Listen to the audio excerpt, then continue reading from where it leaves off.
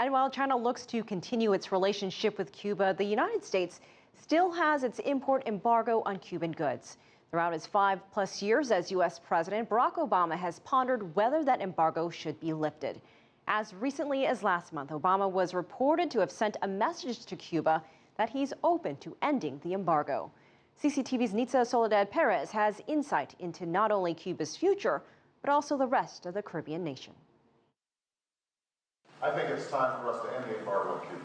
Candidate Barack Obama was against the U.S. embargo with Cuba in 2008. Send a signal that we're prepared to show flexibility and not be stuck in a Cold War mentality dating back to when I was born. President Barack Obama in 2011 saying he's still open to new U.S. policies toward Cuba. And reshaping those policies was one of the first acts of the Obama administration.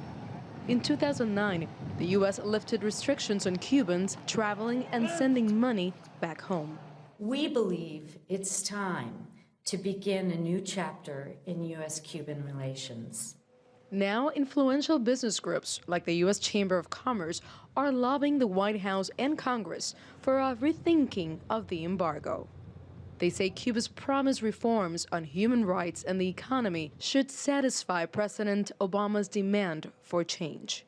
It was apparent through our conversations with the Cuban government that they have come to the realization that the government doesn't have to control all the facets of the economy. While the U.S. has an import embargo with Cuba, the rest of the Caribbean actually enjoys trade preference programs, and this is paying off for both sides.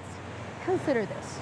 U.S. trading partners in the Caribbean and in Latin America purchased nearly half of all U.S. exports in 2012. That is more than East Asia and Europe combined. Small country, big vision, great leadership, innovative people. Neil Poursan is Trinidad and Tobago's ambassador to the United States. He comes from a country that is the third richest in the Caribbean. We have embarked many years ago on a very ambitious plan for diversification of our economy. Outside of the wealth of oil and gas, what else can we do? That plan includes new trading partnerships, not only for his country. We're hoping to attract more investment, but also for others like Haiti, where negative views of the Haitian government are common roadblocks to doing business. The mistrust at times is mostly based on perception rather than reality. So there's a sense out there that anything that has to do with the government of Haiti, there's a lot of corruption going on. A lot of steps have been taken to eradicate corruption, but at the end of the day, there's a lot of myth going into that. The Caribbean economy is expected to grow 3.6% this year. That's according to a recent United Nations report. And that's higher than the projected growth rate of neighboring Mexico and Central America. The Caribbean is growing. The only question now, how much of an impact will it have on countries like the United States and China? And in the case of Cuba, will the embargo soon be lifted? Nitza, Soledad-Perez, CCTV, Miami.